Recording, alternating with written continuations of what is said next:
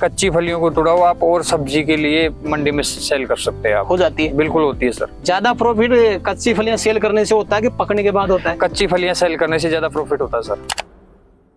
किसान भाइयों नमस्कार। तो साथियों, आज मैं पहुंचा हूं राजस्थान के दौसा डिस्ट्रिक्ट में और आज आपको दिखाने वाला हूं एक दलहनीय फसल, जिसके बारे में आप कमेंट भी कर रहे थे, सर जी हमें उड़द की खेती के बारे में जानकारी दीजिए, इसकी खेती हम कौन से समय पे कर सकते हैं। तो आज के वीडियो में आपको कंप्लीट जानकारी देने वाले हैं। उड़द की खेती अगर आप करना चाहते हैं तो कैसे कर सकते हैं, इसमें कौन कौन सी समस्याएं आती है, कितना खर्चा होता है, कितना प्रॉफिट होता है, कंप्लीट जानकारी मिलेगी। वीडियो कंप्लीट देखें, वीडियो पसंद आए तो लाइक शेयर करें और जिन किसान भाइयों ने अभी तक हमारे चैनल को सब्सक्राइब नहीं किया, चैनल को सब्सक्राइब कर लें।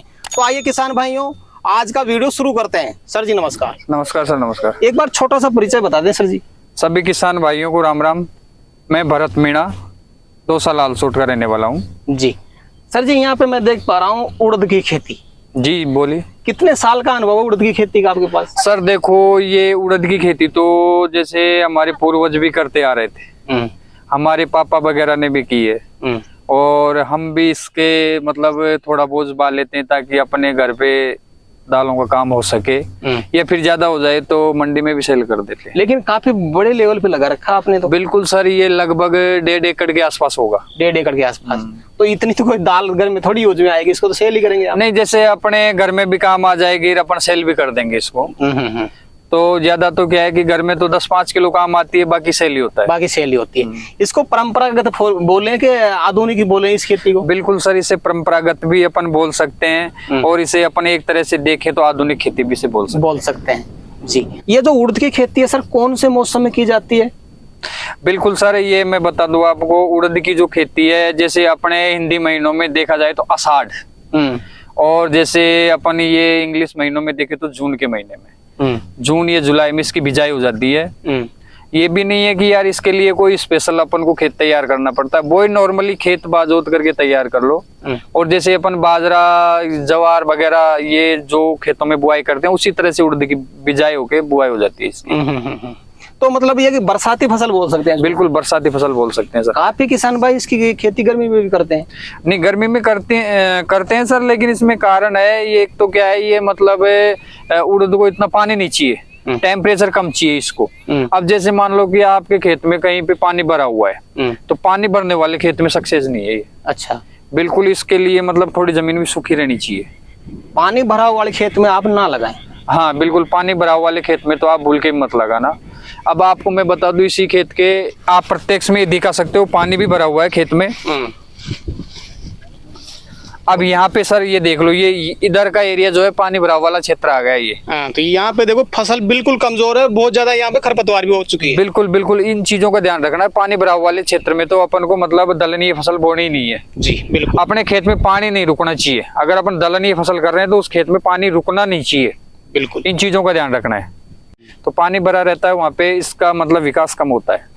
जैसे बाकी स्टेट के किसान भाई भी इस वीडियो को देख रहे हैं। हाँ बिल्कुल। बाकी स्टेट में क्या इसकी खेती की जा सकती है राजस्थान के अलावा? देखिए सर, कोई सी भी मिट्टी हो, आप उड़द की खेती कोई सी भी मिट्टी में कर सकते हो। अच्छा।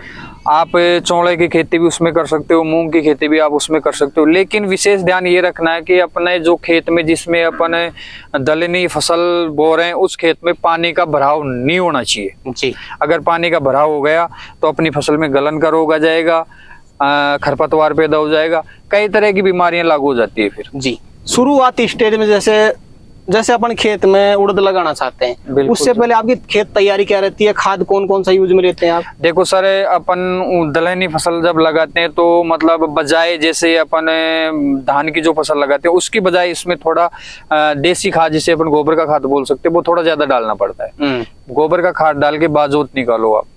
बारिश जैसे ही बारिश चालू और आप इसकी बिजाई कर दो उड़द की। रासायनिक खाद यूज में नहीं लेते आप? रासायनिक खाद से जितना बच सके उतना बचो। अच्छा। बिल्कुल, पहले शुरुआत में जितना बच सके उतना बचो। अगर आपको लग रहा है कि यार अपने तो प्रोडक्शन कम होगा दलहनी खेतों फसल में, तो अपन इसमें रासायनिक खाद यूज ले सकते हैं। डीएपी वगैरह अपन इसमें डाल सकते हैं। 1.5 एकड़ में कितना गोबर का खाद डाला करीब आपने? इसमें डाला है साहब 10 ट्रॉली। 10 ट्रॉली काफी रहेगी? बिल्कुल, 100 फीट के हिसाब से 10 ट्रॉली। फिर उसके बाद में बिजाई का क्या तरीका रहता है? उड़ाई करते हैं सीडरिंग से या फिर बिजाई करते हैं? बिल्कुल सर, अगर आप इसमें डीएपी के साथ उड़ाई करते हैं तो सबसे बेस्ट तरीका वही है। अब जैसे मान लो कि किसके पास सीडल नहीं है, सीडल नहीं है, वो ये सोचता है कि यार मैं बिजाई नहीं है, मैं तो उड़ाई नहीं करूं, मैं तो बिजाई कर दूं, तो अपने खेत में जैसे अपन बिजाई करके उड़द की और फिर कल्टीवेटर चला सकते हैं इसमें, उसमें भी उग जाती है फसल? बिल्कुल बिल्कुल सर, पूरी उगेगी। 1.5 एकड़ में कितना बीज रिक्वायर्ड रहेगा सर? लगभग 20-22 किलो के आसपास। काफी रहेगा। हाँ सर जी, शुरुआत में बिजाई कर 1 एकड़ का आप 15 किलो मान के चलो सर। तो 1.5 एकड़ में 20-22 किलो। हाँ जी, तो शुरुआत में अपन ने बिजाई कर दी, उसके बाद में क्या पानी चलाते हैं कि बारिश स्टार्ट हो जाती है उस समय? नहीं सर, बारिश स्टार्ट हो जाती है ना, बारिश होने के बाद में बुआई होती है इसकी। बारिश होने के बाद में बुआई करते हैं आप? अब जो लोग किसान भाई ये सोचते हैं कि यार मैं तो अगेती फसल लगाऊंगा, तो उन किसान भाइयों को भी सजेशन है कि वो अपने खेत में पानी पिला के मतलब थोड़ा लीच करके फिर भी बिजाई कर सकते हैं, बारिश से पहले भी इसकी। बारिश से पहले भी। जी, एक बार अंकुरित होने के बाद में देख रेख कैसे करते हैं? बीमारियां वगैरह क्या क्या लगती है इसमें? देखो सर, इसमें कोई विशेष बीमारियां नहीं आती है। एक तो ये बीमारी आने के चांस रहते हैं, इसे अपन फंगस बोल सकते हैं, गलन बोल सकते हैं। और दलनीय फसलों में किसान भाइयों, सभी फसलों में निमाटोड जिसे अपन बोलते हैं, जड़गांठ जिसे बोलते हैं, वो बिल्कुल आने के चांस रहते हैं। तो अगर अपन को लगता है कि यार अपने खेत में निमाटोड आ सकती है, ये रेतीली मिट्टी में सर ज्यादा आती है दलनीय फसलों में, जो मतलब दोमट काली मिट्टी होती है उसमें कम आती है। तो उसके लिए अपन पहले मतलब ट्राइकोडर्मा अपन शुरुआत में बिजाई करते हैं ना, उस समय ट्राइकोडर्मा का एक पाउडर आता है, वो अपने खेत में बिजाई कर सकते हैं जी। और बिजाई करके इसको कंट्रोल कर सकते। इतनी नहीं आती है लेकिन इतनी नहीं आती, जैसे आप जूम करके दिखा सकते हो, उसमें जड़गांठ भी है। ये छोटे छोटे गांठे जो दिख रही है, जड़गांठ बोलते हैं। हाँ, ये जड़गांठ निमाटोड जिसे अपन बोलते हैं। जी बिल्कुल, ये है सर। और एक तो इस चीज का ध्यान रखना है कि पानी भराव वाले क्षेत्र में ये फसल दलनीय फसल नहीं होनी चाहिए। और एक चीज और मैं बता दूं सर आपको, जैसे आप उड़द की खेती कर रहे हो या दलनीय फसल कोई सी भी कर रहे हो, तो बिल्कुल एक चीज इसका ध्यान रखना है, अपने खेत में दलनीय फसलों में सबसे ज्यादा बीमारी आती है वायरस की। तो वायरस को कंट्रोल करने के लिए कोई किसान भाई सोचेगा कि यार मैं बार बार कैसे कंट्रोल करूं इसको, तो किसान भाइयों, एक तो आप इसमें क्या है, जैसे नाइट्रोजन की पूर्ति करने के लिए यूरिया की बिजाई करते हैं, तो यूरिया के साथ में आप इमिडा मिला के इसमें बिजाई कर सकते हो। अच्छा। एक एकड़ में मतलब 500 ml इमिडा मिला के यूरिया में आप बिजाई कर सकते हो, उससे ये बिल्कुल कंट्रोल हो जाएगा। या आप सोचते हो कि यार मैं अपने खेत में यूरिया नहीं डालूंगा, नाइट्रोजन नहीं डालूंगा, तो उसके लिए भी मैं आपको बता दूं कि आप मतलब 10 ml पर टंकी के हिसाब से इमिडा का स्प्रे आप इसमें डाल सकते हो। आपके इसमें इंसेक्ट भी कंट्रोल हो जाएंगे और आपका जो ये वायरस बनने के चांस है ये भी बहुत कम हो जाएंगे। बिल्कुल बिल्कुल। अब जैसे मैं आपको ये पत्ता दिखा दूं जी, ये जो पत्ता है, ये बीमारी उड़द में दलनीय फसलों में ज्यादा आती है किसान भाइयों। पत्ते के बिल्कुल छेद हो रहे हैं, बिल्कुल छेद हो रहे हैं। ये बीमारी जो जिसे अपन बोल सकते हैं लट की वजह से आती है। तो इन चीजों में आप थोड़ा ध्यान रखें, टाइमली मतलब दवाई का स्प्रे निकाल दें और इनको कंट्रोल कर लें ताकि अपनी फसल एक्यूरेट रहे। जी, करीब कितने दिन की हो चुकी है अपनी फसल ये?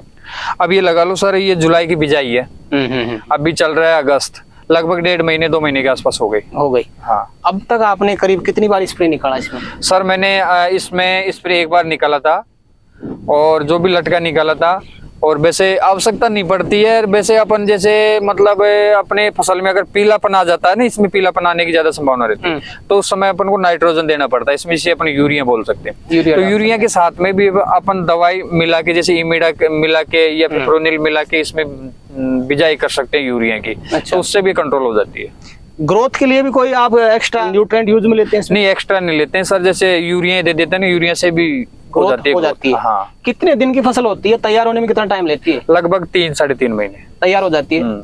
एक बार अपन ने तैयार कर ली पूरी देख रेख करके, उसके बाद में सेल करने का क्या प्रोसेस रहता है? सेल जैसे सर अपन मतलब घर पे भी अपन इसको सेल कर सकते हैं कि वो तो सबको पता लग जाता है भाई इस किसान के पास इतने उड़द है, तो वो आ जाता है लेने दलने फसल को, या फिर अपन मंडी में भी इसे सेल कर सकते हैं। कच्ची फलियां सेल नहीं होती इसकी? बिल्कुल सर, कच्ची फलियां सेल होती है, लेकिन उसके लिए लेबर चाहिए अपन को। कच्ची फलियों को तोड़ाओ आप और सब्जी के लिए मंडी में सेल कर सकते हैं आप। हो जाती है? बिल्कुल होती है सर। ज्यादा प्रॉफिट कच्ची फलियां सेल करने से होता है कि पकने के बाद होता है? कच्ची फलियां सेल करने से ज्यादा प्रॉफिट होता है सर, कच्ची फलियां ज्यादा। बिल्कुल सर। जी, उड़द की फसल में कोई विशेष सावधानी अगर रखनी पड़े किसान भाई को, तो एक बार आप बता सकते हैं? किसान भाइयों, उड़द की फसल में विशेष सावधानी की यही रखनी है केवल आपको एक तो लट का ध्यान रखना है, एक वायरस का ध्यान रखना है, 2 चीजों का ध्यान रखना है।